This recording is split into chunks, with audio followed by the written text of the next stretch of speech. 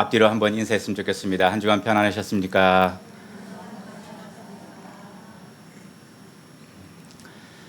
조금 표정이 밝아지신 것 같아요. 벌써 10월이 됐습니다. 올해 2016년은 시작한 지 언젠가 싶은데 벌써 10월. 10월은 뭐라고 표현을 하죠? 풍성한 결실의 계절, 가을 그렇게 얘기를 합니다. 얼마 전에 치바를 갔었는데 치바에 눈을 보니까 벌써 빠른 곳으로는 다 별을 베고 그 별을 벤 자리에 잡초들이 자라난 것을 봅니다. 빨리빨리 지나는 것 같습니다. 이번 10월 한 달도 우리가 하나님의 뜻을 구하고 또 믿음으로 순종하는 그러한 신앙의 삶을 사실 수 있기를 주님의 이름으로 축복을 합니다. 오늘 성경 말씀은 조금 무거울 수도 있습니다. 조금 딱딱할 수도 있습니다. 왜냐하면 거기에 징계라는 표현이 나오고요. 또 망한다는 얘기가 있습니다. 왜 징계가 나오고 왜 망함이 있을까? 괜히 그런 얘기를 들으면은 우리의 마음에 조금 부담감이 있지 않습니까? 그런데 그 부담감을 통해서 우리에게 주신 하나님의 분명한 뜻이 있다는 것을 말씀을 통해서 발견을 했으면 좋겠습니다. 오늘 성경 본문 전체의 내용을 간략하게 살펴보면 이런 내용들입니다. 하나님께서 호세아 선지자를 통해서 이스라엘이 그들의 죄, 곧 이스라엘이 선택받은 것들을 외면하고 오히려 하나님께 반항을 하고 또 하나님께 도전을 하고 있다. 그리고 이스라엘은 하나님의 기대하심이 분명히 있음에도 불구하고 그들의 모습은 하나님이 기대하고 하나님이 원하시는 그 뜻과는 전혀 반대의 모습을 보여주고 있다라는 것입니다. 그것은 이스라엘의 죄악된 관행들이 여전히 계속해서 그들의 삶 가운데 그들의 모습 가운데 나타나고 있음을 통해서 보여주고 있다라는 것입니다. 그리고 한 가지 더 추가되는 것은 이스라엘이 하나님부터 부여받은 소명이 있음에도 불구하고 그들이 그 소명대로 하는 것이 아니라 그 소명을 잘못 사용하고 있음을 인해서 그 일들을 통해서 하나님께서는 이스라엘을 징벌하시겠다라고 말씀하시면서 내가 너희를 징벌하고자 하는 그런 마음을 갖고 있다라고 알려주고 있다라는 것입니다. 하나님께서 어떠한 방법으로 이스라엘 백성들을 징벌하는가? 그것은 이스라엘의 대적들을 통해서 이스라엘이 두려워하는 그 적들을 통해서 이스라엘을 징벌하시겠다라고 말씀해주고 있는 그것이 호세아 9절까지 그리고 오늘 우리가 읽은 12절, 15절에 관련된 내용임을 볼 수 있습니다. 우리가 여기서 한번 생각해 볼 것이 있습니다. 만약 이스라엘 백성들이 하나님 앞에서 그 언약의 관계에 바로 서 있었다면 하나님의 뜻에 순종하고 있었다면 과연 14절, 15절 같은 그 징계의 말씀이 필요할 것인가? 분명히 필요하지 않았을 것입니다. 그 14절, 15절은 어쩌면 호세아서 10장에서 사라져야 할 내용이었는지도 모르겠습니다. 그런데 14절, 15절의 내용이 분명히 언급되어 있다는 것은 이스라엘 백성들의 그 모습이 하나님 보시기에 정당하지 않았음을 반증하고 있다라는 것입니다. 그런데 하나님께서 이스라엘 백성들을 징벌하시고 마하기를 원하시는 그 마음을 갖고 계시느냐? 물론 한편으로는 그 마음을 갖고 계십니다.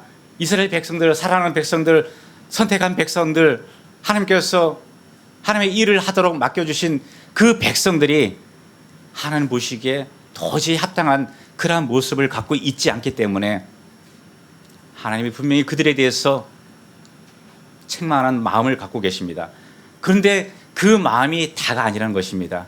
성경이 우리에게 가르쳐 주시는 하나님의 본심이 따로 있다라고 말씀해 주고 있습니다. 하나님은 이스라엘을 무너뜨리시고 망하게 하는데 목적이 있는 것이 아니라 다른 곳에 목적이 있음을 성경을 통해서 우리에게 가르쳐 주시기를 원합니다. 그것을 우리가 알기를 원하신다라는 것입니다. 하나님은 이스라엘이 하나님의 백성들이 하나님의 일을 할 것을 바라십니다. 하나님은 하나님의 백성들이 하나님을 따르는 사람들이 하나님의 언약 가운데 있기를 바라십니다. 그리고 하나님의 주권 안에 들어오기를 바라시는 그 마음을 갖고 계시다는 것입니다. 내가 너를 책망하고 내가 너를 권하는 것은 너희가 영원히 멸망할 것을 원하는 것이 아니라 그 책망을 통해서 그 권고함을 통해서 너희가 돌이켜서 나의 언약 가운데 있기를 원한다. 나의 뜻 가운데 있기를 원한다. 나의 주권 가운데 있기를 원한다. 그것이 너희들에게 있어서 가장 좋은 것이라는 것을 알려주시기 위한 그 하나님의 마음이 있다라는 것입니다. 하나님의 백성들이 그 소리를 듣고 그 음성에 온전히 반응해서 하나님께로 돌아선다면 하나님은 그들을 구원하시고 회복시키실 뿐만 아니라 의의 비를 내리시면서까지 도와주시겠다라고 약속하고 계시다는 것입니다.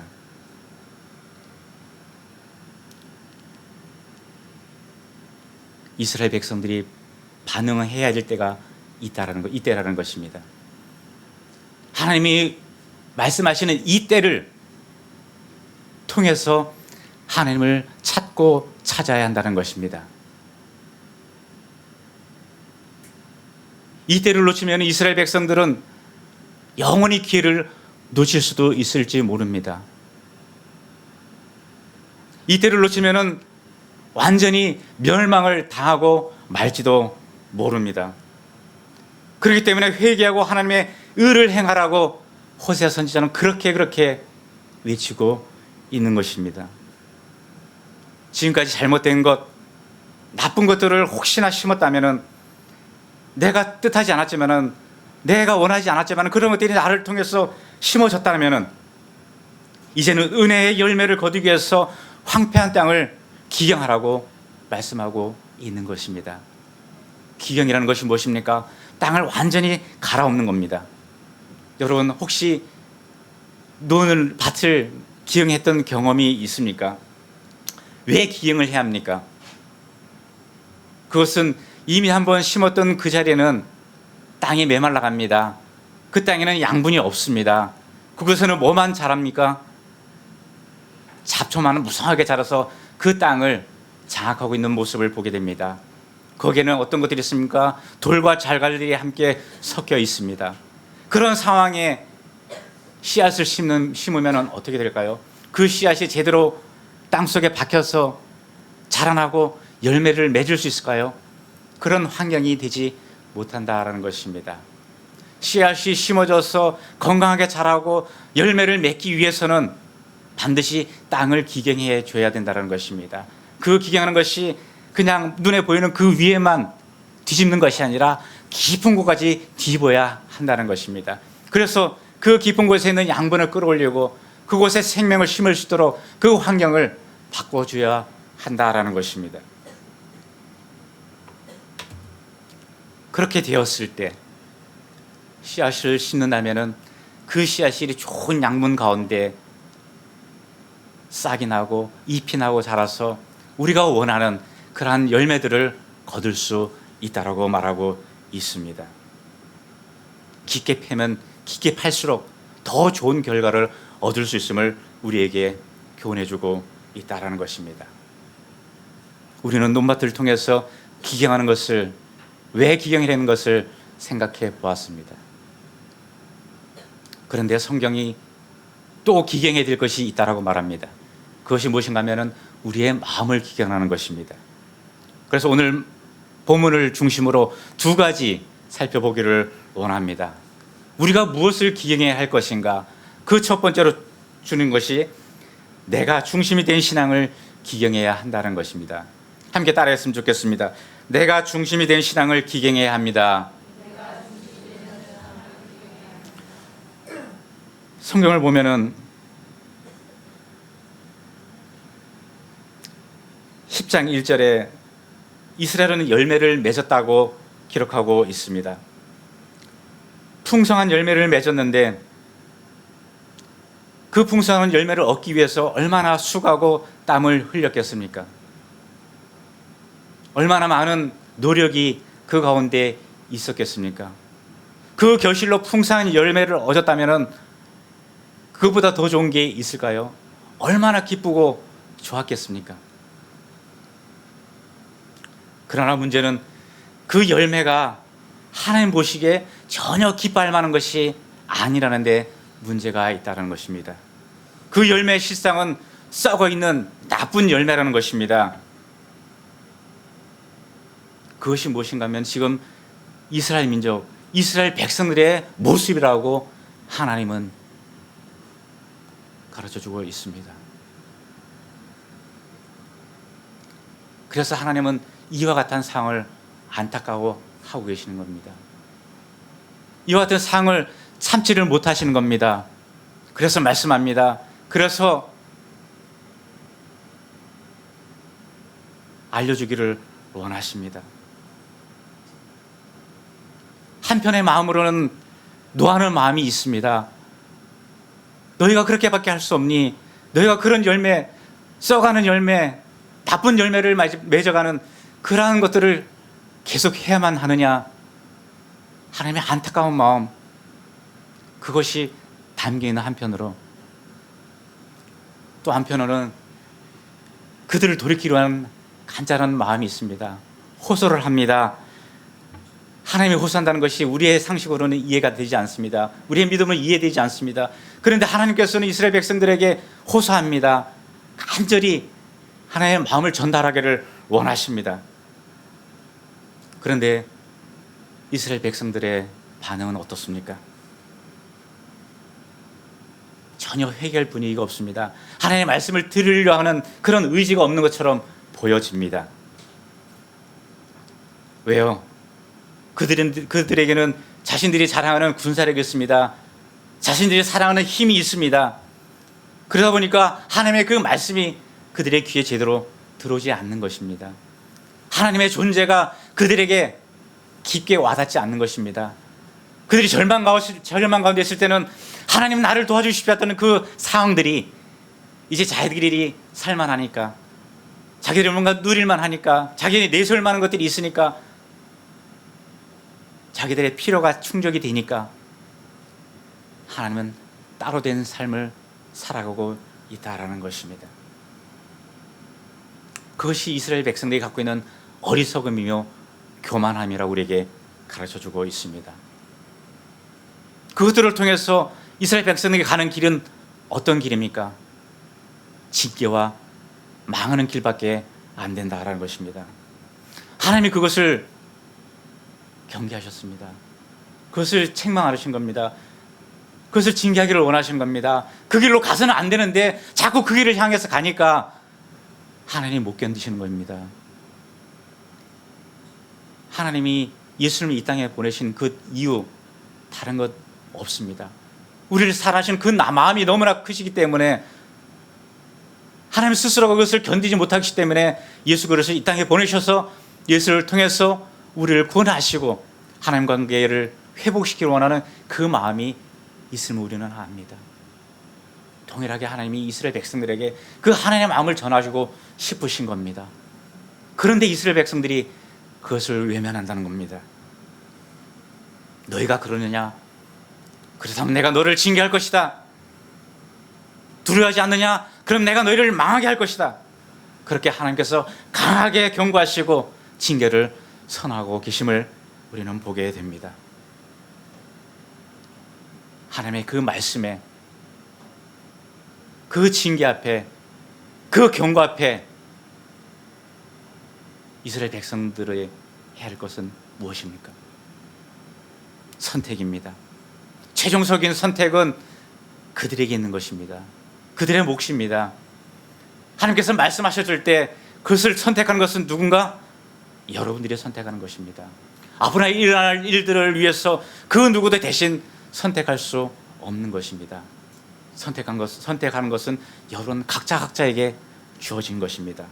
여러분들이 선택해야 한다는 것입니다. 선택의 몫은 다른 데 있는 것이 아닙니다. 나에게 있다라는 것입니다. 복 있는 사람은 어떠한 사람인가? 하나님의 말씀을 듣고 깨달아 그 말씀대로 살아가는 자라고 성경은 우리에게 가르쳐주고 있습니다. 우리는 이 호세서를 통해서 하나님이 노하시는 것이 무엇인가를, 호세아가 외치는 것이 무엇인가를 우리는 알았습니다. 그렇다면 하나님께서 원하시는 것이 무엇인가 한번 살펴보았으면 좋겠습니다. 하나님은 하나님의 백성들을, 하나님의 자녀들을 부르셨습니다. 부르신 자녀들이 하나님의 지식으로 가득 차기를 원하시고 계십니다. 그것을 호세아 6장에서 말씀해 주는데요, 그것이 무엇인가 하면은 인애와 사랑이라는 것입니다. 하나님의 인애, 하나님의 자비하심을 우리가 우리의 속에 가득 품으라고 말씀해 주고 있는 것입니다. 예수님께서 보여주신 것이 그러는 것입니다. 예수님께서 보여주신 것이 무엇인가 하면은 우리를 향한 용서입니다. 우리를 향한 절대적인 사랑입니다.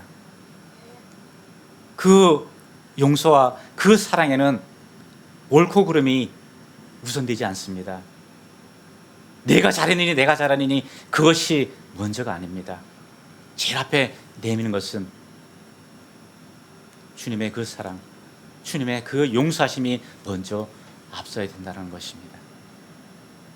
그것이 앞섰기 때문에 하나님이 이스라엘 백성들에게 그렇게 강력하게 말씀하는 것입니다.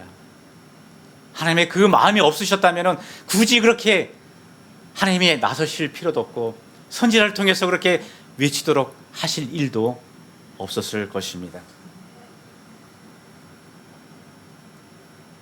하나님의 인애와 자비하신 예수님을 통한 용서와 사랑, 이것이 호세아서가 갖고 있는 가장 중요한 주제 가운데 하나라는 것입니다. 하나님의 인애를 품고 하나님께 순종하고 하나님의 성품에 참여하라고 우리에게 말씀해주고 있다라는 것입니다. 우리는 종종 자기 신앙을 한번 되돌아보라고 그렇게 얘기를 합니다. 스스로도 그런 시간을 갖지 않습니까?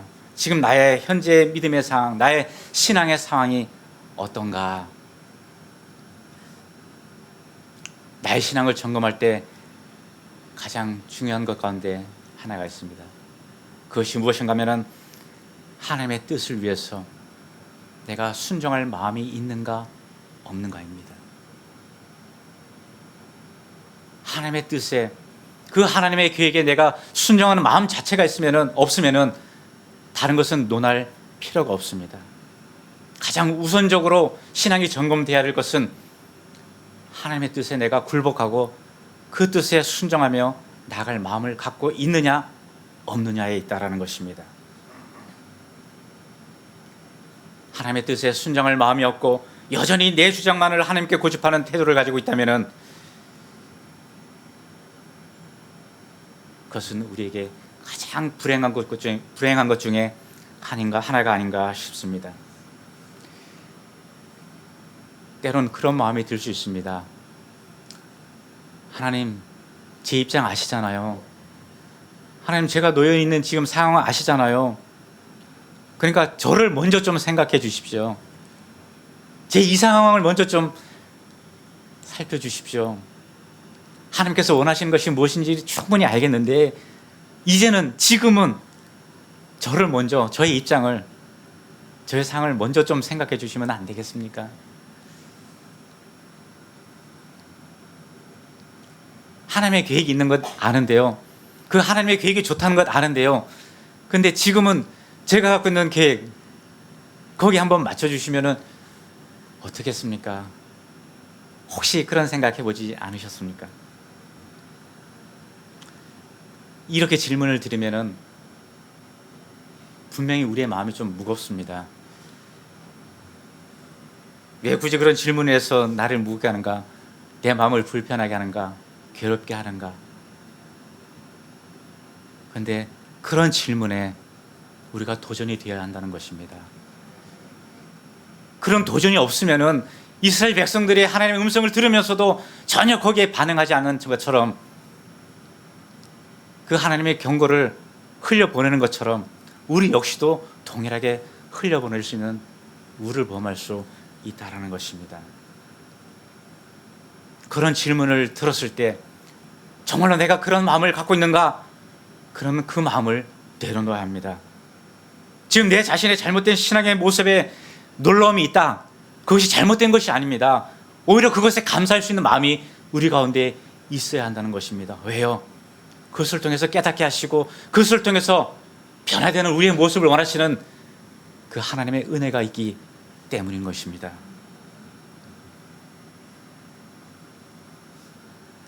내 중심에 나의 신앙을 갖고 있다라면 깊은 곳까지 기경해야 되는 것이 우리의 자세가 아닐까 생각합니다.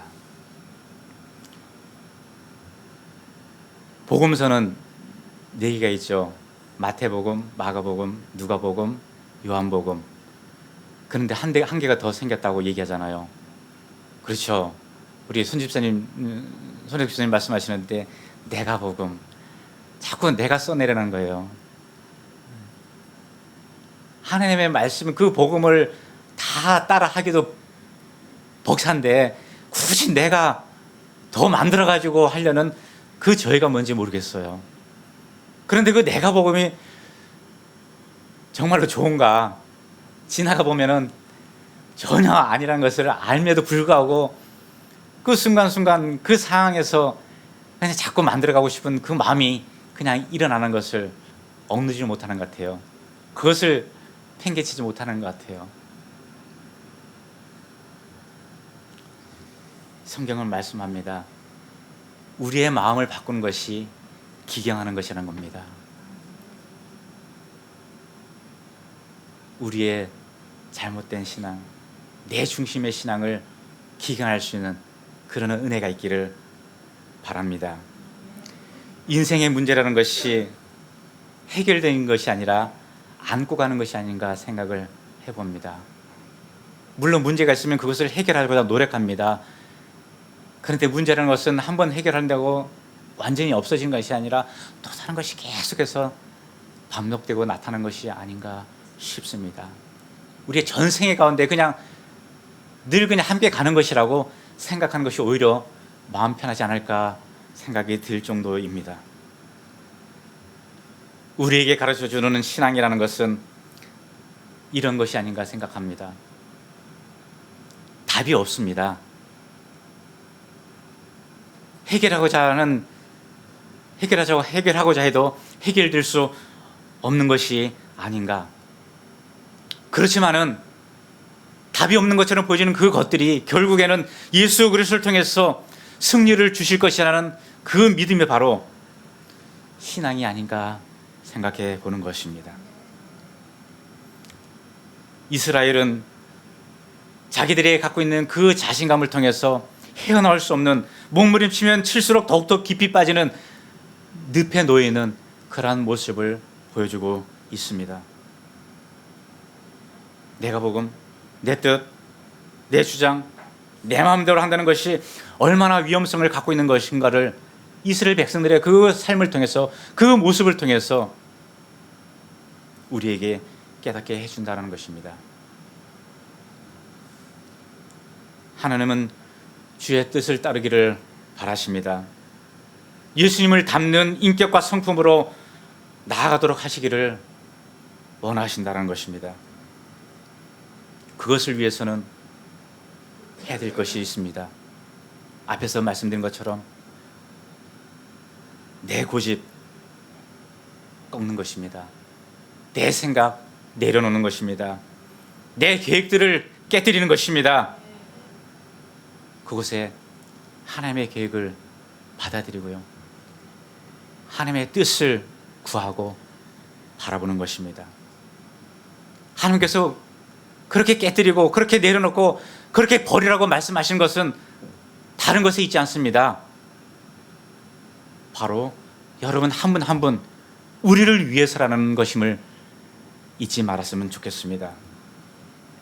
다니엘서 12장 10절에 보면은 많은 사람이 연단을 받아 스스로 정결하게 하며 희게 할 것이나 악한 사람은 악을 행하리니 악한 자는 아무것도 깨닫지 못하되 오직 지혜 있는 자는 깨달으리라고 말씀하고 있습니다.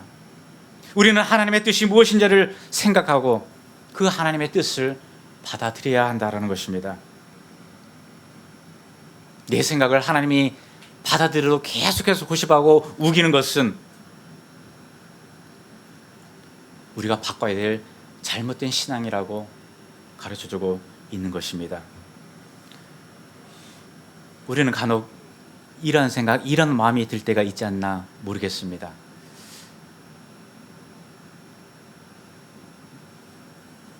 저 성도님을 보니까, 저 집사님을 보니까, 저 권사님을 보니까 왠지 나보다 예수님께서 더 그를 바라보시는 것 같아요. 더 그를 감싸주시는 것 같아요. 더 사랑해 주시는 것 같아요. 내가 뭐 구하고 바라면은 별로 응답 안 해주시는 것 같은데, 저분이 구하고 바라니까 뭔가 금방금방 드러나는 것 같아요. 혹시 그런 적 있으셨습니까? 왜 그렇다고 혹시 생각해 보셨습니까? 분명히 이유가 있겠죠. 다양한 이유들이 있습니다. 그런데 우리가 생각해 볼 것은 무엇인가 하면은 그 사람의 그 상황이 나보다 먼저 하나님이 찾아가셔야만, 예수님께서 먼저 살펴봐야만 하는 그 지경에 있을지 모른다라는 것입니다. 예수님께서 찾아오셔서 품어주시지 않으면은, 격려해 주시지 않으면은, 얘기를 들어주시지 않으면은 오히려 예수님이 더 마음 아파하시고 그런 상황에 있을지 모른다는, 그것을 우리가 먼저 좀 생각해 봤으면 좋겠다라는 것입니다. 여러분, 토끼와 거북이 경주 이야기 아시죠? 토끼와 거북이의 경주를 얘기하는 것은 참 바보 같은 짓입니다. 그건 상식에 어긋나는 것입니다. 토끼와 거북이가 경주하는 것이 타당합니까? 있을 수 없는 일입니다. 그래 놓고서 거북이가 지면은 거북이한테 뭐라 그래요? 제대로 못 뛰어가지고 토끼한테도 지냐? 토끼가 지면 어떻게 돼요? 야, 너는 자존심도 없냐? 거북이한테까지도 지냐? 되지 않을 일을 해놓고서, 붙여놓고서, 경주를 시켜놓고서 그렇게 말하는 것이 정당합니까? 여러분, 심장 제세동기라고 혹시 들어보셨어요? 아십니까? 공공시설이나 구급차나 아니면은 뭐 병원에, 역이나 그런 데 가보면 설치되어 있습니다. 그것이 무엇인가 하면은 사람이 순간적으로 쓰러지고 심장이 멈췄을 때 그 심장을 뛰게 하기 위해서 사용하는 기구입니다. 그는 정말로 심장이 멈췄을 때 사용한 것입니다. 생명을 잃어버리는 그 절체절명의 순간에 사용하는 것입니다. 그런데 심장이 건강하게 작동하는 내가 왜 나한테는 그 심장 제세동기를 사용해 주지 않는 것이야 라는 그 불만을 표할 수 있는 것입니까?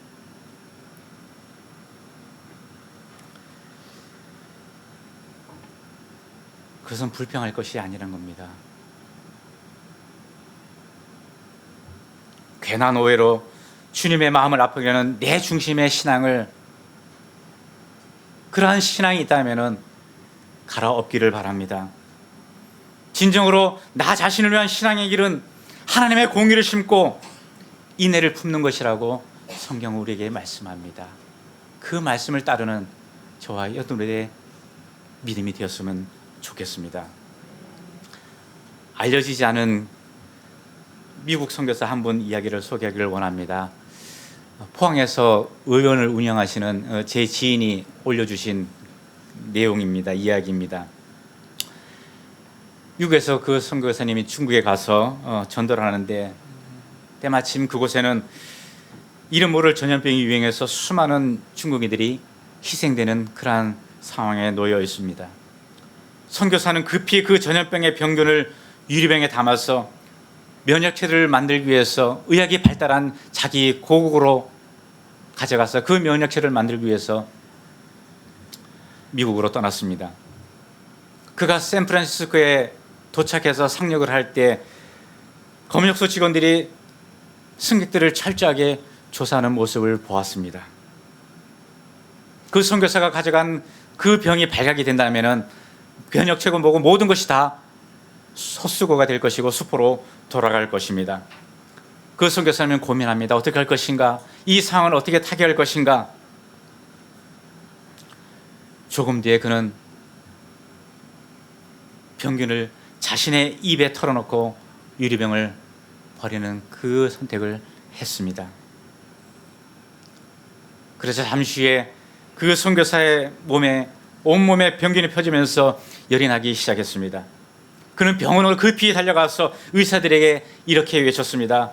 내 몸은 지금 중국에서 유행하는 그 전염병에 감염되었습니다. 이 병균을 뽑아서 면역체를 만들어 주십시오. 그것을 중국에 보내서 죽어가는 많은 사람들을 구해 주십시오. 그 선교사는 숨을 거두었습니다.